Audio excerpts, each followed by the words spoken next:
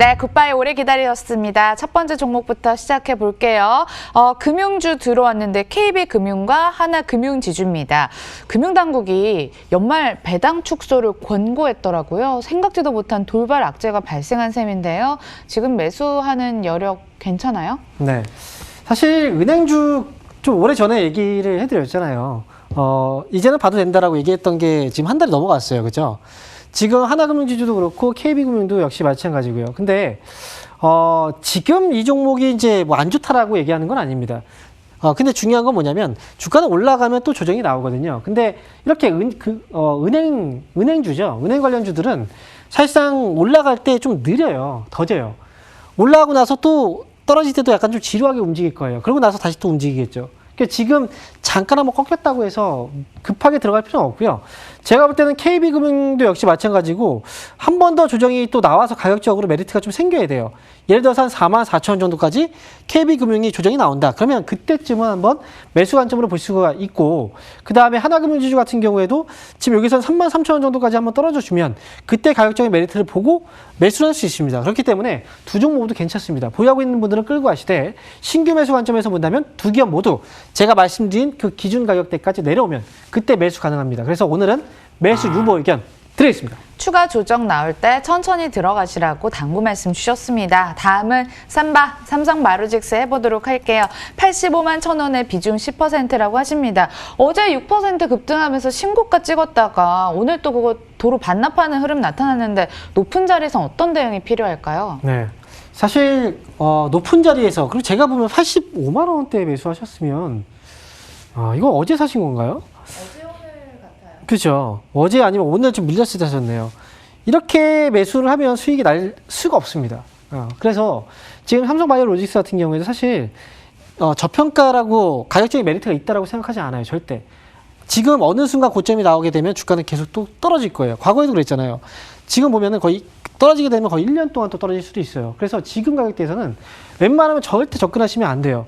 올라가더라도 내게 아니다라고 생각하시는 게 좋고, 제가 볼 때는 삼성바이오로직스 지금 보유하고 계신 분들은 대응이 지금 뭐 굉장히 필요하겠죠. 너무 길게 보지 마시고요. 가격적으로 한번 잡아드릴게요. 이 기업은 82만 7,000원 손절가 잡아두시고요. 반등 나와서 매수가 회복되면, 매수가 넘어가면 있죠. 85만 원 넘어가면 그때 정리를 하세요. 그래서 오늘 신규 매수에 대해서는 유보 의견 드리겠습니다. 신규 매수는 강력하게 자제하라는 얘기를 해주셨습니다. 손절가 알려드릴게요. 82만 7,000원 한번 잡고 대응해 보시길 바랄게요. 다음은 휴마시스입니다. 14,150원에 비중 10%, 추가 매수 고민이고요. 요즘 뭐 셀트리온 그룹주, 녹십자 그룹주 등등해서 제약바이오주 흐름이 굉장히 강했는데 내릴 땐 또 급하게 내리네요. 조금 더 지켜보다가 물을 탈까요? 당연히 떨어지는 건 당연한 거예요. 왜 그 사람들이, 저는 신기한 게 뭐냐면 왜 계속 오를 거라고 생각하는지, 이게 좀 신기해요. 지금 보면 주가는 얼마부터 올랐냐면 지금 휴마시스는 지금 1,300원이었죠. 근데 18,000원이에요. 18,000원이 고점입니다. 그러면 10배 이상 올라간 거예요. 그럼 과연 실적은 그만큼 10배 이상 그 정도의 주가가 올라갈 만큼의 실적을 반영을 했을까? 제가 볼 때 지금 매출 규모만 봐도, 물론 이제 영업이익도 전환됐고 순이익도 전환됐습니다. 흑자 전환됐어요. 근데 매출의 규모로 봐도 사실 지금 2배 정도? 근데 주가가 10배 이상 뛰었습니다. 그리고 한 가지 더. 계속 올라가기 위해서는 어떻게 해야 됩니까? 이번에 이 실적보다 더 큰 실적이 계속 나와줘야 돼요. 근데 그럴 가능성은 없죠. 그러면 지금 주가는 적정 가격보다 더 올라가 있는 상황이에요. 여기서는 주가가 더 빠질 수도 있어요. 솔직히 말씀드리면. 그래서 절대 매수하시면 안 되고, 지금 보유하고 계신 분들은 만약에 반등 나오면 기회라고 생각하세요. 빠져나올 수 있는 기회라고 생각하셔야지, 여기서 매수해서 가져가야 되는 기회라고 생각하시면 안 됩니다. 12,000원 목표 주가 잡아드릴 거고요. 손절가도 잡고 가셔야 돼요.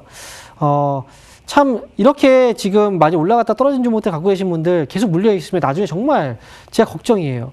8,650원 손절가 잡으시고 12,000원 목표 주가 보시고 이렇게 대응을 하시면 되겠습니다. 네, 걱정도 하고 계시네요. 네, 신규는 유보입니다. 네, 반드시 탈출 기회라고 정리하겠습니다. 오늘 A스토리를 필두로 제작사들도 강력한 상승을 보이고 있는데 키스트도 동반 오름세가 나타났었습니다. 15,310원의 비중 5%고 현재가 11,550원이니까 물린 상황이네요. 추가 매수는 어떨까요? 네. 키스트 지금 사실 엔터 사업을 하고 있는 기업들, 좀 중요한 건 사실 중국 쪽 이슈가 가장 중요하거든요.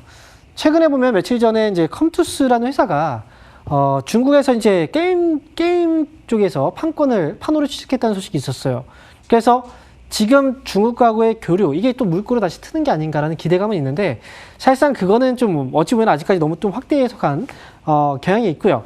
키니스 같은 이런 엔터 쪽 사업은 역시 중국 쪽에 영향을 많이 받는 사업이고요. 그리고 실적 변동성도 그에 의해서 좀 많이 영향을 받을 거예요. 추가 매수를 생각한다. 제가 볼 땐 지금 이 기업은 급하게 추가 매수를 할 필요도 없어요. 다만 만약에 이제 이 기업이 12,500원 가격대를, 자, 여기서 12,500원이죠. 이 가격대를 넘어서게 된다면 아마 이제 엔터 쪽이라든지 중국 관련주들 반응이 오기 시작하는 그 시기일 거거든요.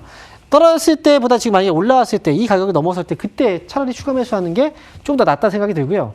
만약에 여기서 올라가지 못하고 떨어진다, 그러면 추가적으로 조정이 더 나올 거예요. 아마 가격적으로 본다면 10,000원 정도가 되겠죠. 추가 매수는 10,000원 정도 선에서 하시는 게 더 좋지 않을까 생각합니다. 올라가든 떨어지든 지금은 아닙니다. 그래서 키니스는 매수 유보 의견 드리겠습니다. 비중 늘리시는 건 찬성을 했는데 다만 조금 더 올라오는 거 보시고 시점 한번 고민해 보세요. 이번에는 아톤입니다. 28,600원의 비중 10%시고요. 공인인증서 폐지가 이틀 앞으로 다가왔습니다. 또 자체 강력한 보안 기술을 가지고 있기 때문에 주가에도 황금알 낳는 거위가 될까요? 네, 항상 우리가 이제 이슈들이 있잖아요. 어떤 그 이슈들이 딱 발생하게 되면은 그 이벤트를 앞두고 주가가 먼저 반응을 하고, 그 다음에 이벤트가 딱 나오고 나서는 그때부터는 힘이 빠지는 경우들이 많이 있어요. 얼마 전에도 이제 빅히트 엔터 상장되기 전에 엔터주들이 그랬죠. 막상 상장되기 얼마 앞두고부터 그때부터 힘이 좀 빠지기 시작을 했습니다. 그러면서 주가가 계속 흘러내렸고요. 이런 것처럼 공인인증서 폐지와 관련해서 일부 종목들, 주가가 이미 많이 올라간 종목들이 굉장히 많거든요. 그런데 지금 여기서 더 치지 못하고 지금 여기서 계속 헤매고 있어요. 이미 일정이 얼마 안 남았잖아요. 소문에 사서 뉴스에 팔아라.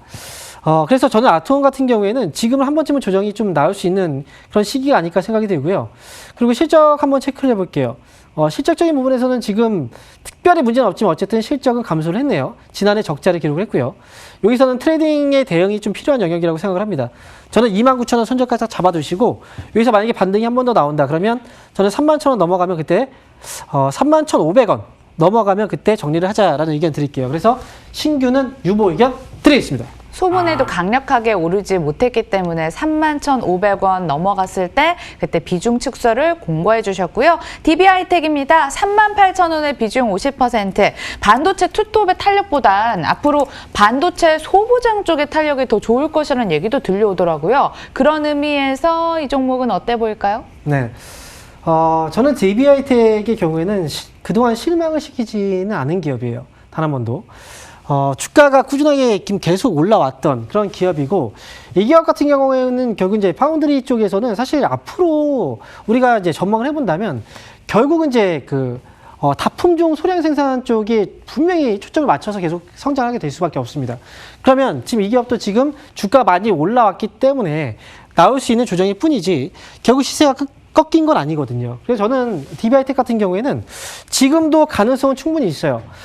만약에 보유하고 계신 분들 같은 경우에 4만 원 정도까지 목표 주가를 좀 보시면 좋을 것 같고요. 만약에 매수를 한다, 신규 매수 관점에서 본다면 일단 조정이 좀 멈추는, 지금 양봉이 좀 형성이 되면 종가 기준으로 양봉 잡히면 그때 매수하는 것도 괜찮을 것 같습니다.